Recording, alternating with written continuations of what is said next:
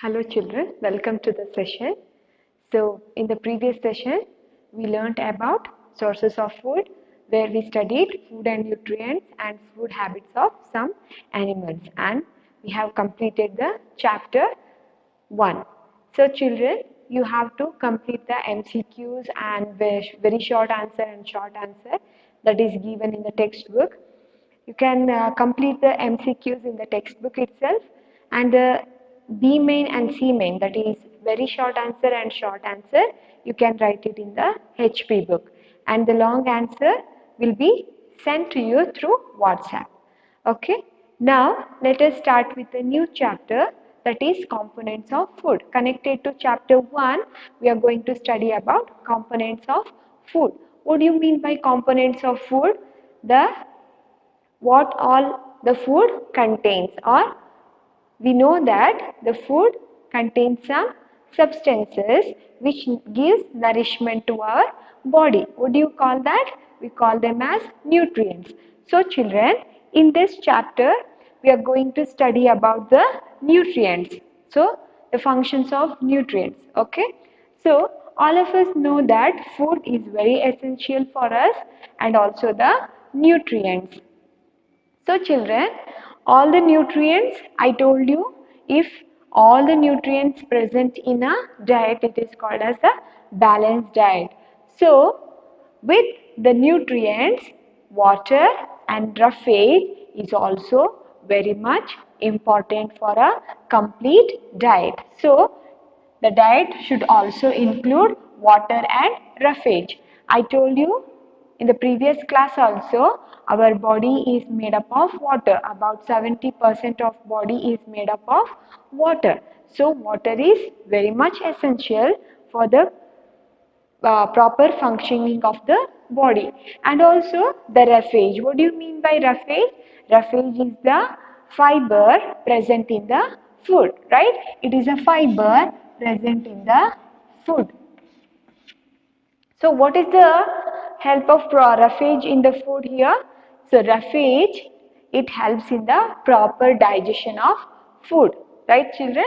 We have studied in class 4 in the process of digestion how the roughage gives the bulk to food, and it helps the food to move from intestine to intestine. Right?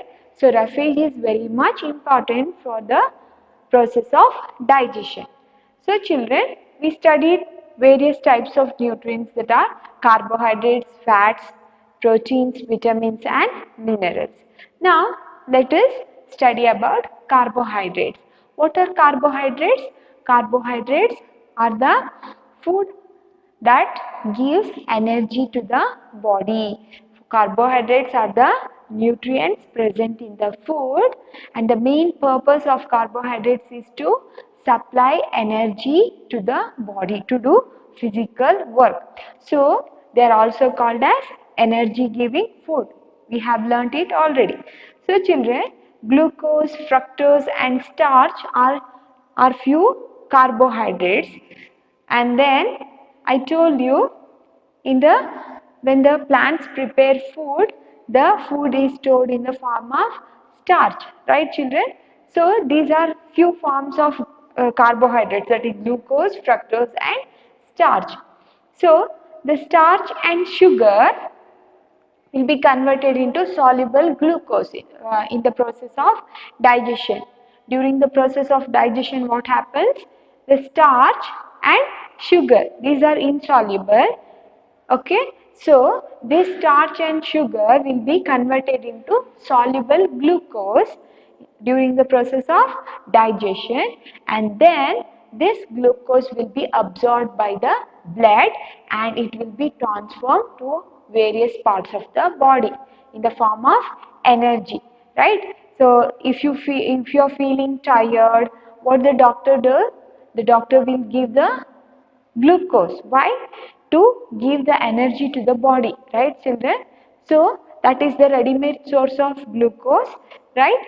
So from food also we will get enough energy, that is through glucose, that will be formed during the process of digestion. So children, the bread, pizza, jam, jellies, chocolates, all you eat, it contains rich carbohydrates. Okay, and then few examples, we know the examples of carbohydrates, that is wheat, sweet potato, rice, ragi, bajra. These are the few examples for carbohydrates. Now, as I told you, the food will be stored in the form of starch in plants. Right, children? How to find out? So, here is an activity to show you the presence of starch in food. So children had taken some rice here. Okay, this is rice, you can see. Now when I put few drops of iodine solution into rice, it turns blue black in color. Okay, so this is the iodine solution, children. See, I'm taking a few drops of iodine solution here. Okay, which it is in which color? It is in orange in color, right? Yes. Can you see the iodine solution here? Yes, it is orange in color, and the rice, as all of you know, it's white in color. So how to find out the presence of starch in the food? When we add few drops of iodine solution to the food item, the food turns blue black in color. Can you see the color change here? Yes, so the food turns into blue black in color. It shows the presence of starch in the food. So children, by this activity, we came to know the presence of starch in the food. Okay. Now children, let's study about the next nutrient, that is fats. Yes, the fats are also called as energy giving food, right?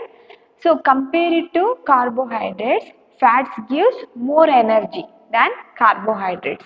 So fats are also called as energy reservoirs of our body. Means the fats that are stored in the body, it will be used to get energy.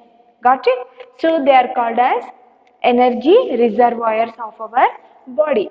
So children, the carbohydrates, the more carbohydrates we eat, and it will be producing energy, right? So when we eat more carbohydrates than the body needed, what happens? The carbohydrates will be stored in the body in the form of fats, okay, under the skin. The carbohydrates will be stored in the form of fats under the skin. Got it, children? So fats we get also from butter, ghee, oil, and from nuts also. So what is the main function of the fats? It is to give energy to the body, and also the fat helps to keep the body warm. Okay. Then there are two types of fats, children. One is vegetable fat and animal fat. What do you mean by vegetable fat? That vegetable fat means that we get from the plants.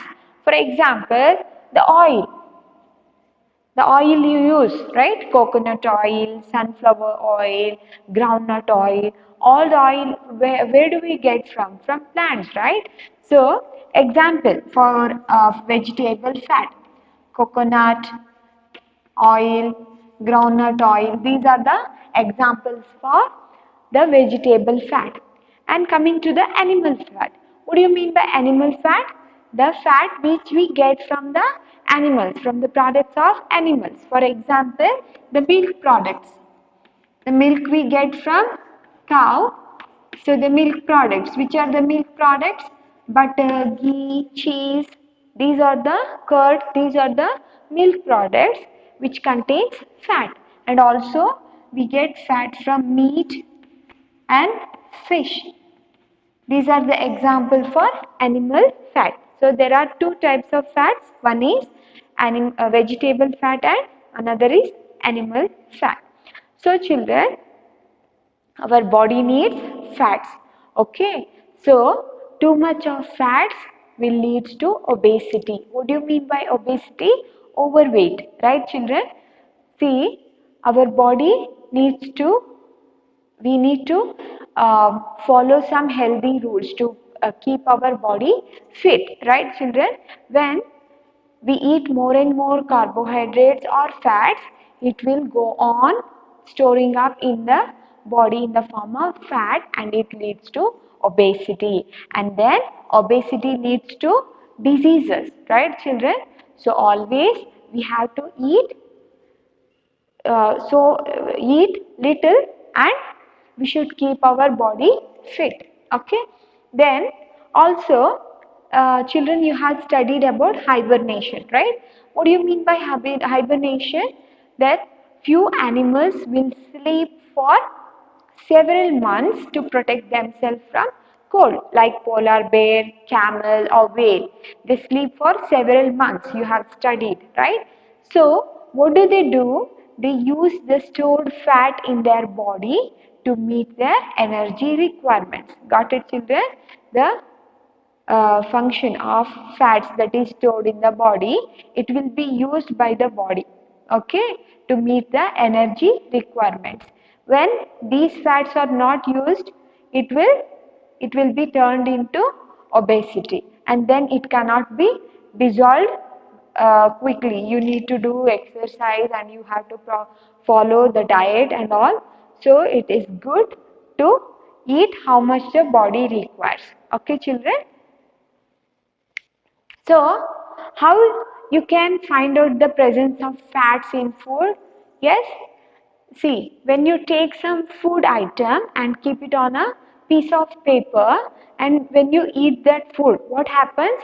You can see the paper turns oily. So, it shows the presence of fat or oil in the food. That is the test for checking the presence of fat in the food. Okay, children?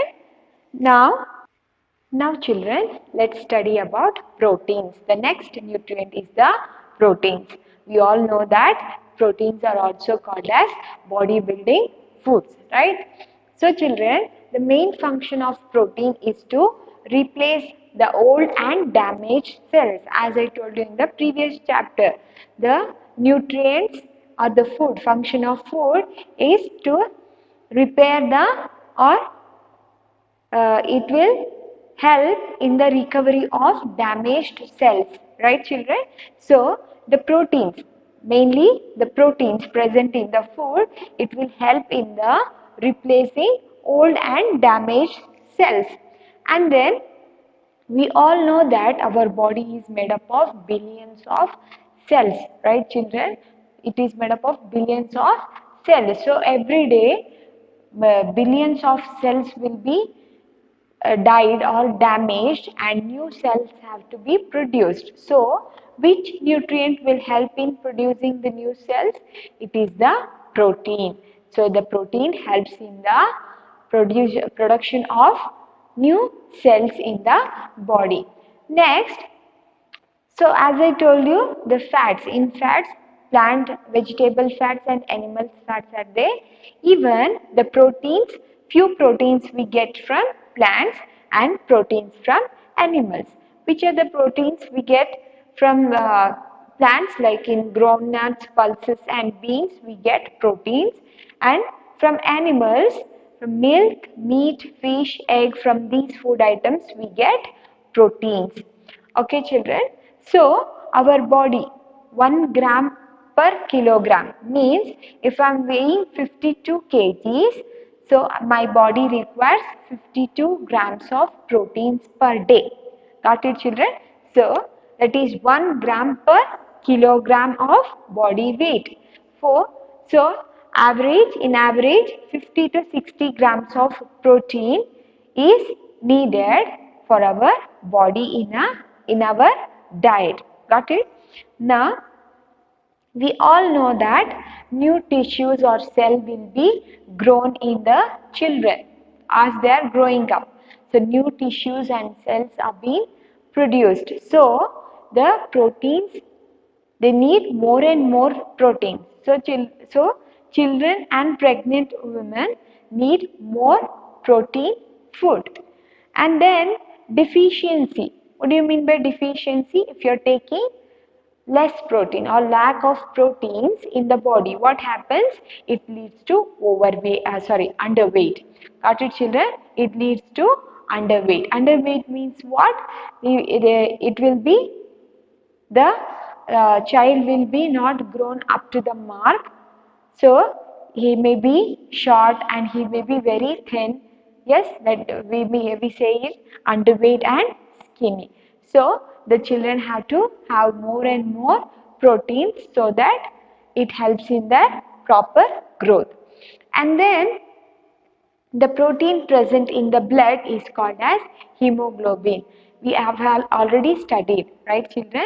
The protein present in the blood is called as hemoglobin. The main function of hemoglobin is to carry oxygen around the body. So the hemoglobin will take the oxygen from the lungs to the cells, and the cells carry the oxygen to other parts of the body. So children, 20% of our body is made up of protein, like our muscles, nails, skin, hair is all made up of proteins. Now finally I could say that proteins helps in the body growth, and also it helps in the repair of damaged cells, or it helps in production of new tissues or cells. Got it?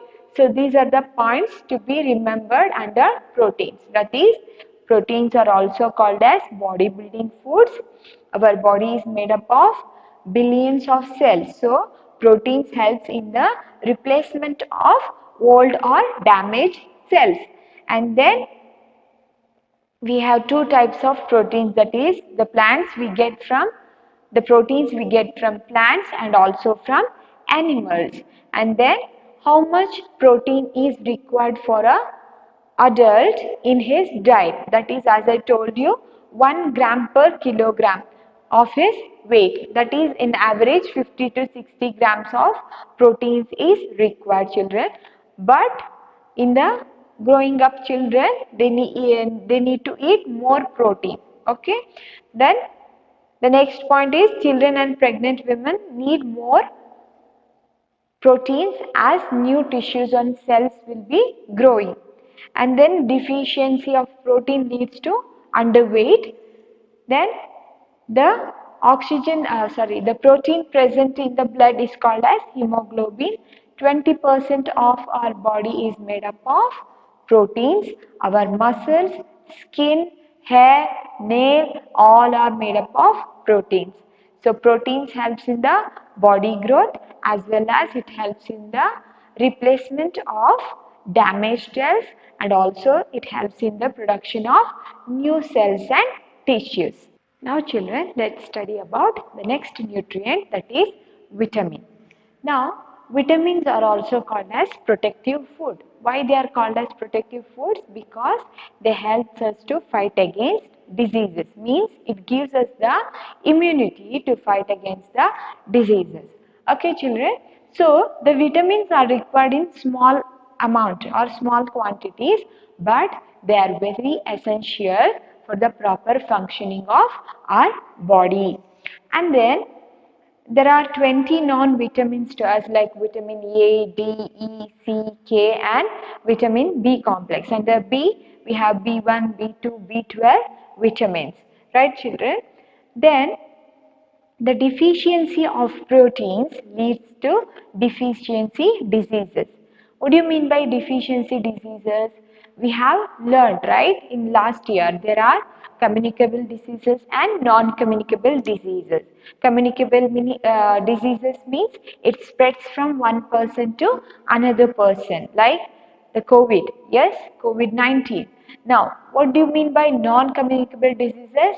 It doesn't spread from one person to another person. It may be it is because of the deficiency of some vitamins, right children? So the deficiency of vitamins leads to deficiency diseases. For example, vitamin A, the deficiency of vitamin A, it leads to night blindness. What do you mean by blindness? That you cannot see, right? Night blindness means the person will not be able to see under dim light. That is called as night blindness. And then vitamin B1, the deficiency of vitamin B1 leads to beriberi. What do you mean by beriberi? It's a disease which affects the nervous system. Okay, children. Next, vitamin B2, the deficiency of B2, it leads to some skin diseases. So, you have a table that is 2.1. There, the list of vitamins, their importance and the deficiency and the diseases caused due to the deficiency of vitamins, it is given. Just go through it. Got it, children? So, vitamins are also called as protective food. They are required in small quantity, but they are very essential for the proper functioning of our body. And then there are 20 non-vitamins to us: vitamin A, C, D, E, K and vitamin B complex. And then deficiency of vitamins leads to deficiency diseases. Okay, children, that's all for today.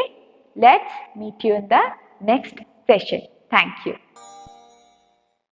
We have learned that balanced diet is very important for us. Because if unbalanced diet continues over a long period of time, the person may suffer from diseases.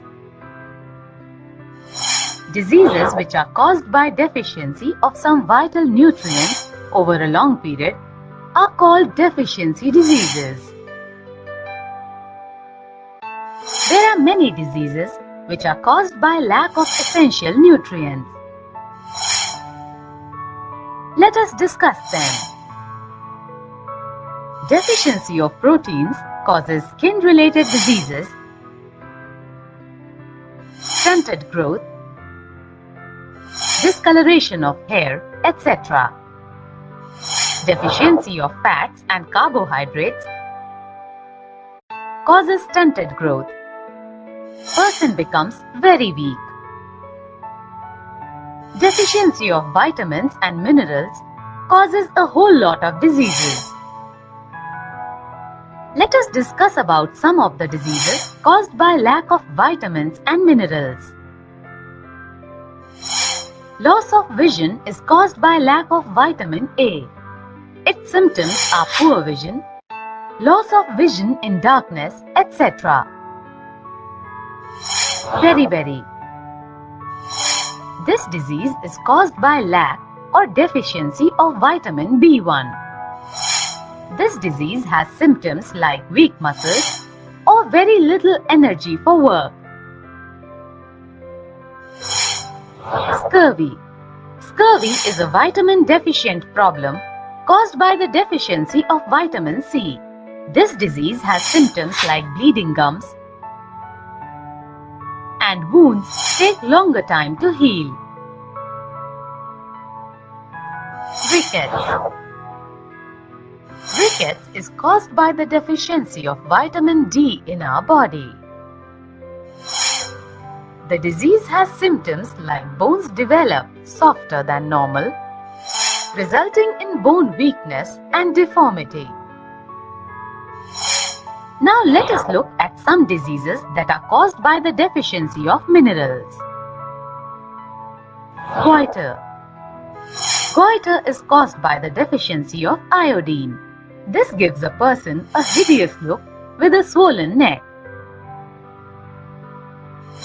It is also found that deficiency of iodine causes serious mental disabilities in children. Tooth decay.